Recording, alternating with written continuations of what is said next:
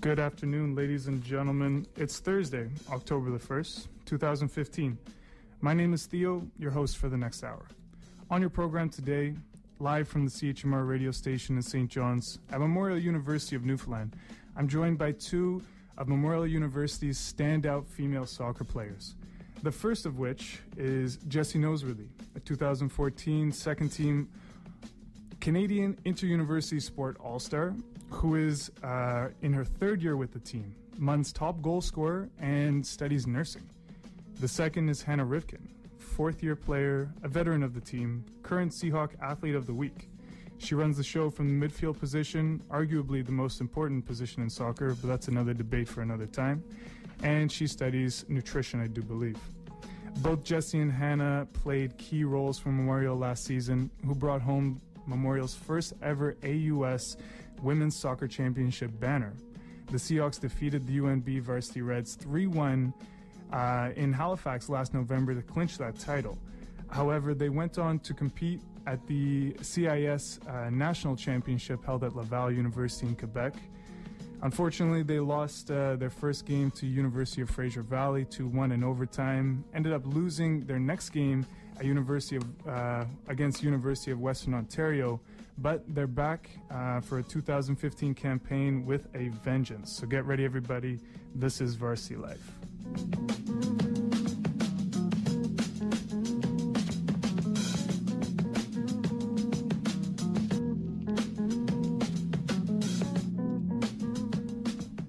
Welcome, ladies, to the show. It is my pleasure to have you in here studio for the very first episode of Varsity Life for the 2015-2016 scholastic year. I'm glad to have you. Thank you. Thank you. Thank you. Jessie, how are you doing? Hannah, how are you guys? Good. So one little caveat here, folks. We do have to cut this interview a little bit short, around 5:40, which is in about 35 minutes' time. Both these girls have practice to get to, and being student athletes, it's a tough life, right? You got practice, you got to go for it. Super tough. Super tough. I want you guys to speak loud and clearly here for everyone to hear, and let's go. So for our listeners abroad and here at home, in the following 35 minutes or so, we will be discussing a couple things, namely how the Seahawks have been doing this season. We will also discuss how the team is adjusting to their new head coach, and I'll do my best to bring out their thoughts on the rest of the year. So, ladies, this being your third week of gameplay, you're undefeated, sitting third in the conference with a record of 3 wins, 2 draws, and 0 losses. Putting that all to the side for just a moment, tell me, Hannah, what's it like returning this season as defending champs? It's really great to be back. I think there's a lot of pressure coming back from a great season, coming back from being AUS champs, and we had during our first team meeting, I think Mike spoke about that specifically, saying how every game there's going to be a huge pressure on our backs to perform, to represent ourselves not only as Memorial University Seahawks but also as AUS champs. So I think coming back, it's exhilarating, but there's also a lot of pressure, more than last year. Talking about those pressures, you mentioned having to live up to the expectations. Jessie, maybe you can elaborate on this. Do you see you guys selves as a team, currently as the defending champs? Do you perceive yourself just as people, just still got to get out there and try and get the win no matter what the accolades are? Right now I think we do have that confidence that we are defending champs, but coming from Newfoundland, I think we'll always have that tendency to be the underdogs, but we're playing with confidence right now, so which is good. We're trying to play like we are defending champs. Talking about some new challenges, not only having to play at a high level, but how does that sort of mentality of playing at a high level as defending champs trickle over into, say, your personal lives, into your schoolwork? Did you see any of that effect, or does that just stay on the soccer field? I think, if I'm being completely honest, it's you want to focus on your schoolwork during the season, but now there's extra motivation to kind of put that aside while you're at practice and focus on working hard and focus on, we do a lot of tactical stuff in practice, so you have to bring your brain, not only your physical skills, so you really have to put aside school while you're at practice, and bring sort of your championship mentality to practice, I guess. But I think they put a big emphasis, Mike and Karen put a big emphasis on schoolwork and being a student athlete. So, yeah. Mm-hmm. Jessie, I know you were here on the show last year, for those of whom who did happen to hear, and I just wanted to ask you, at the time I asked you what's it like being in a U.S. championship, and you told me generally it was sort of a surreal experience. Being a year removed or so from that, have your thoughts changed at all on the experience, just being up there at the national and in Halifax winning that championship? I know looking back at CIS, it's definitely still doesn't even feel like it was surreal. I think we were so shocked when we went to CIS, we weren't expecting it. I knew we'd do well, but we weren't expecting to make it all the way. And I think this year, now that we know we can actually, not just compete, but have a chance to win, I think that now we're focusing a lot on mental toughness. Once we get to CIS, if we get to CIS, being more prepared to actually play and not just be happy to be there. Yeah. Can I just add to that? Mm-hmm. So I think, how long was it? A week in between our last game? Not even a week. And then flying off to Quebec City. So we got there, and it was winter there. It was freezing cold. Everybody was shell-shocked. We were all thrown on a plane. Karen scrambled to get tickets for all of us to make sure all of us could go. So I think it wasn't just the soccer part that was kind of shocking, but also the sort of picking up your life, forgetting about schoolwork, forgetting about exams for a little bit, and just throwing yourself at nationals. This year, I think we would be way more prepared to do that. We don't have a plan because you have to win AUS first, but we'll be way more prepared for that. And it's in BC, so it won't be cold. Very true. And, generally speaking, 1 year can offer a lot of time for maturation. You have that experience, and now if it happens again, which I guarantee you the public and the fans are hoping that it is, and I'm sure you guys are as well. But really, just to, piggyback off what you said, I think if you guys get there again and you put together a good season, as a fan, I really think it'll be a totally different experience from a mentality point of view, right? Yeah. Yeah. Very well. So with that, we have to go to a quick commercial break. Do stay tuned. We have a lot more to talk about with Jessie and Hannah. You guys are listening to the Varsity Life on 93.5 CHMR FM. Stay tuned. We'll be right back.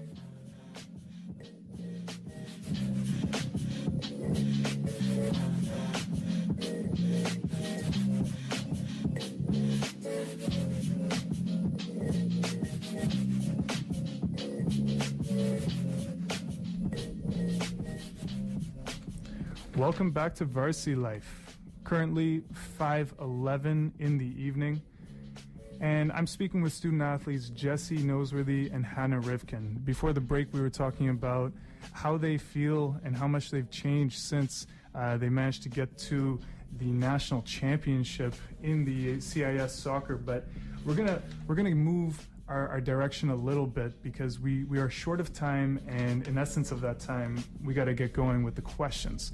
So, I want to talk about very quickly. Let me get my pages here. I want to talk about the past couple of weeks. You guys have had what seems to be, for most people, quite a busy schedule. Specifically, let me gather my thoughts here. You're doing well. 3 wins, 2 draws, 0 losses. 3 weeks ago, you started everything here. You started at home, King George V Field, against the UPI Panthers. Just take a moment or two, Jessie, to talk about what it was like getting back out on the field for opening weekend. It was really good. The first game, I thought we really played it as a team. We had some new additions to the team, so it was always good to work out the kinks the first weekend. I think we really meshed well as a team. The second game didn't go as we planned. I think we kind of needed a bit of motivation. I think we came in too complacent, thinking that we were good enough, and I think that really gave us a kickstart, and we've been playing really good ever since. Mm-hmm. Yeah, just to add to that, I think the first game there was a lot of emotions, a lot of energy put into it, and we came out with 3 great goals, Jessie. But then you have the second game, and you have to give just as much energy and just as much kind of emotion to that too. That's, as an athlete, you have to do that for every game. And I think we kind of used up our emotions and our energy for the first one. And second half, we came back and we came out really strong. And I think that actually had to do partially with, well, 1, Mike, good coaching, good talk. 2, our own players, and 3, the fans. We had tons of fans out that day. You could hear them screaming for not only our team, but screaming at individual players on the team, which was nice to hear too. Mm-hmm. I think that sums up the first 2 games pretty nicely. Just for everyone listening, the Seahawks, they won the first game on Saturday evening, 3-0. 3 goals were scored by Jessie Noseworthy, a hat trick, way to start off the season. And the second game the next day was a draw, 2-2. But moving on to this past weekend, you girls were on the road for 3 games in Nova Scotia. Before the weekend, in a Telegram article, your coach, Mike Power, he said, they're looking fit, they're looking healthy. We had some scrimmage games and you can tell that they're eager to get going. So in a week without any games, specifically after having those 2 back-to-back games against UPEI and then having a week off, what did you guys do to keep up your fitness level and keep that eagerness going, Hannah? Well, we definitely did fitness in practice. We did a fair bit of sprints. But Mike, he's really good at making those sprints sort of integrate into play. So we would do possession games where the field was really big or the space was really big, and you'd have to run a lot because you'd be defending a fair bit, or turnovers would result in a fair bit of sprinting. And he told us in advance that would be the case, that we would be doing a ton of fitness that week. He told us that the next week would be more tactical, so that we should really, focus on the fitness this week, and next week we would get to what we had to in terms of tactical work. Mm-hmm. Jessie, your team currently is holding a 27-person practice roster.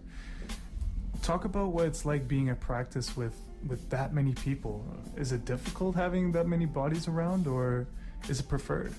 I really prefer it because it's a lot of healthy competition for the team. You always are competing with other people for spots on the field, and it's even though you are dressing one week, you might not dress the next week. You really have to perform in practice, so I like that it keeps everyone on their toes and performing their best. Mm-hmm. Specifically, moving on to the game against Acadia, which was the game that you played on Friday, the first of your road trip. There were some articles in the local news saying that this is a highly touted game, a game which could be the highlight of both your season and their season. Yours is the Seahawks, theirs is the Acadia Axewomen.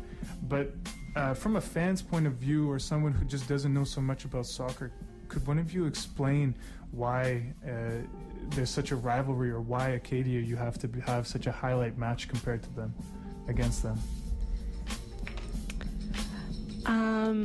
Acadia has just always had a really good squad over the years, and we've always just been really competitive with them. And I remember in my first year, we lost them and tied them. And then last year we lost to them, and it was the last team we lost to for the rest of the season.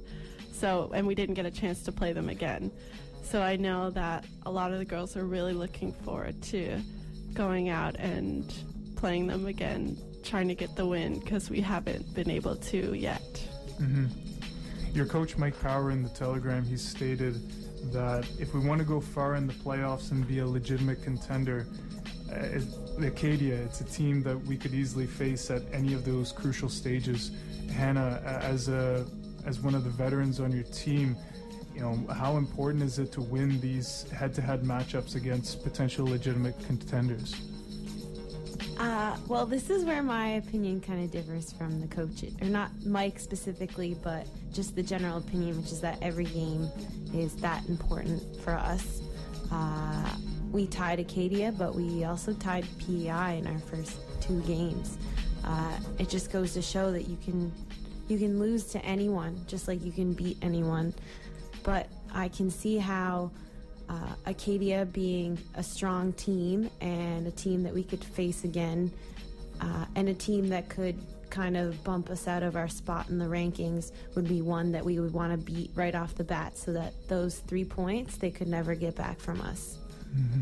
Unfortunately, this weekend we got a tie, but that's okay. Moving on with the rest of your games, and just generally an observation on the weekend in general.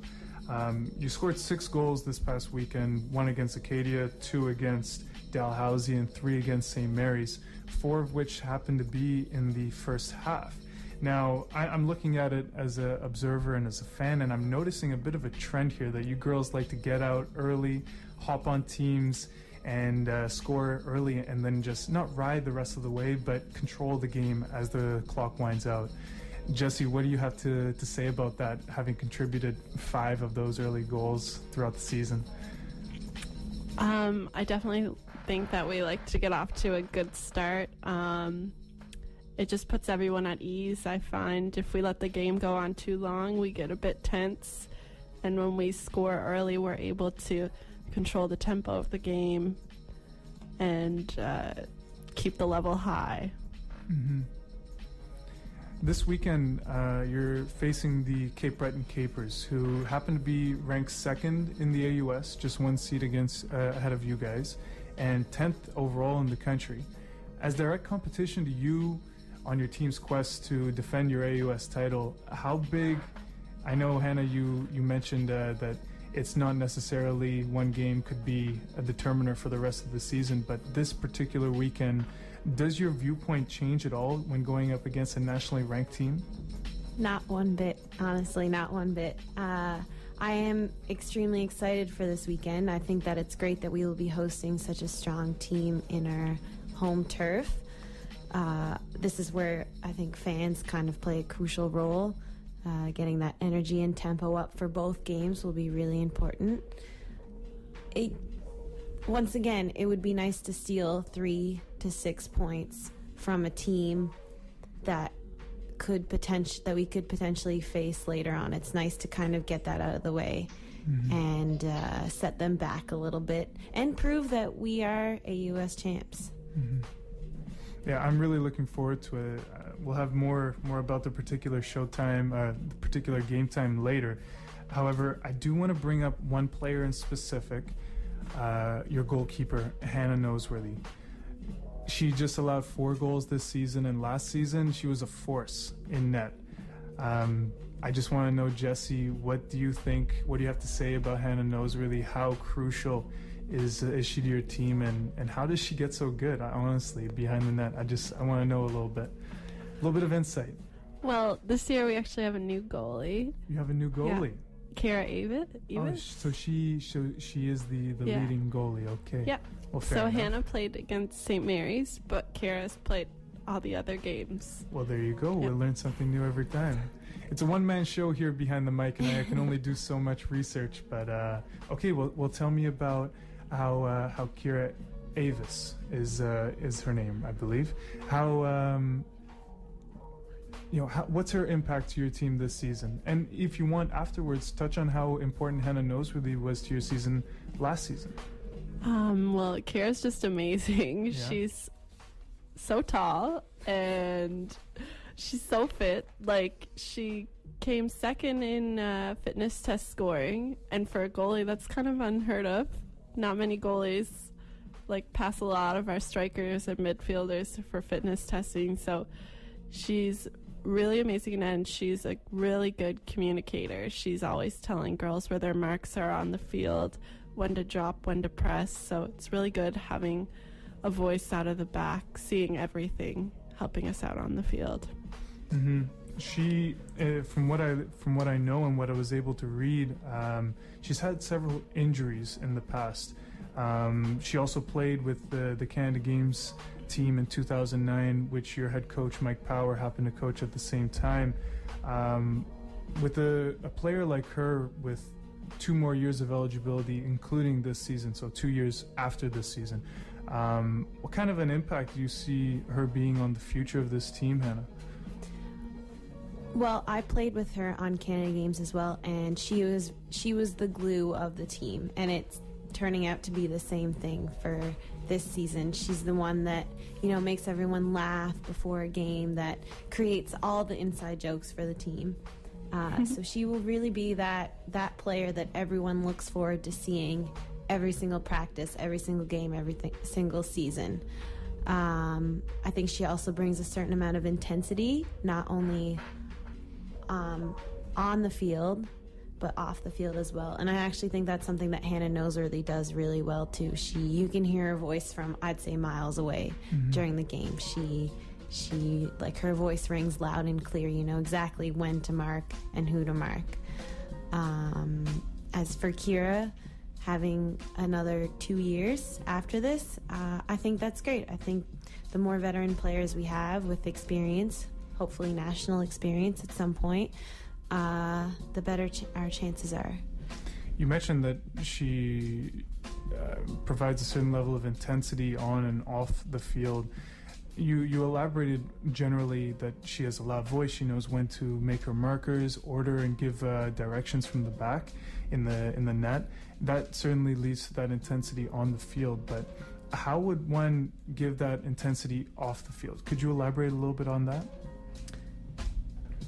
Sure. I think that there's a certain amount of intensity that you can bring just from your personality. I don't think that's something that everyone has inherently, but I think that it's something that people who love interacting with other people are able to bring to one-on-one interactions and team interactions. So, you're having a bad game. She's that player that after the game will cheer you up or say, come on, let's go. It's one game. It's really not a big deal. Get over it type thing. Mm-hmm.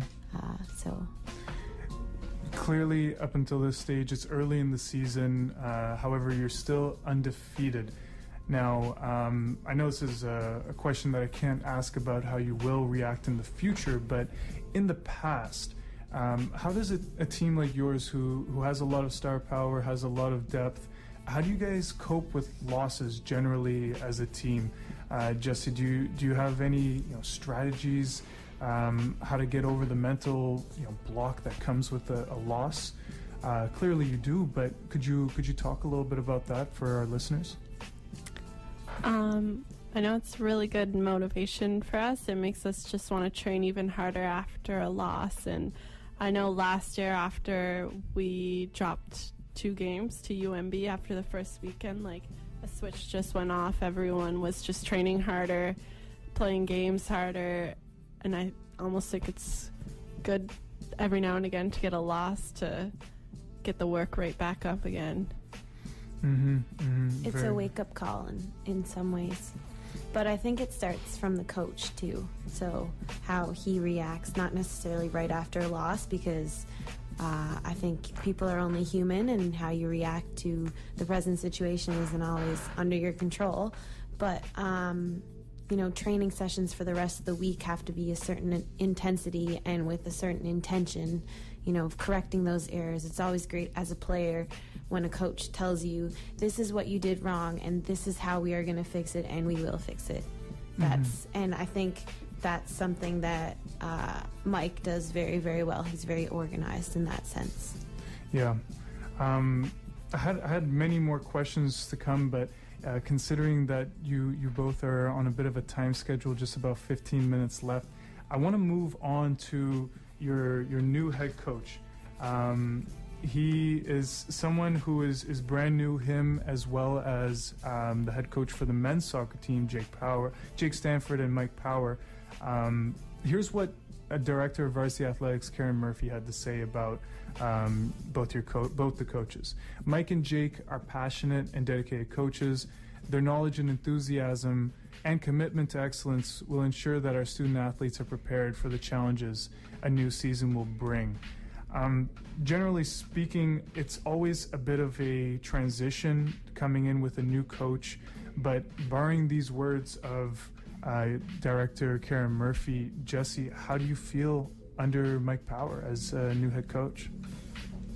So far, so good. I'm really liking having him as a coach. You can tell, like, this isn't just a job for him. Like, soccer is his life. He loves it. So it's really good he has so much passion for the game, and it kind of wears off on us, which is nice. Mm-hmm.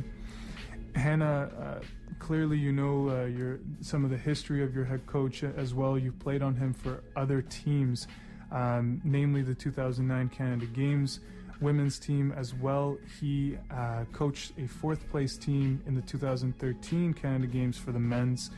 He actually, in fact, is the only person in the province to hold the Canadian Soccer Association National A coaching license. I don't know if you knew that.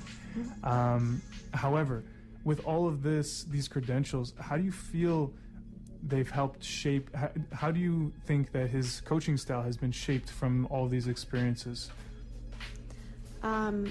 Well, I guess you can start by saying that he's extremely knowledgeable of the game, but I think there's also this want to learn more. I think he learns from every game as well, and he adapts as well. I think that I don't know if it's something they teach or if it's something that's, a personality characteristic, but every single time we play, he learns something about our team that he then uses to our advantage when we're training for our next game. Mm-hmm. So I think his certifications probably really help, but there's something to be said for a personality that's already intense and passionate about what he does. Very well said. With that, folks, we have to go to a quick commercial break. Do stay tuned to the Varsity Life. It's almost 5:30 in the evening, and we'll be right back after a few messages.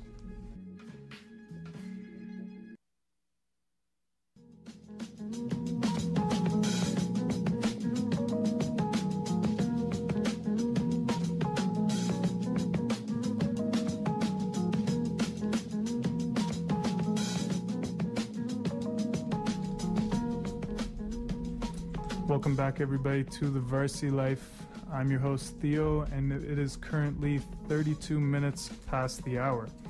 We're here speaking with varsity athletes Jessie Noseworthy and Hannah Rivkin, soccer standouts, and we've been talking about their head coach, the new head coach that they have, as well as some certain new recruits, their past gameplay for the past couple weekends, and a look a little bit into next week.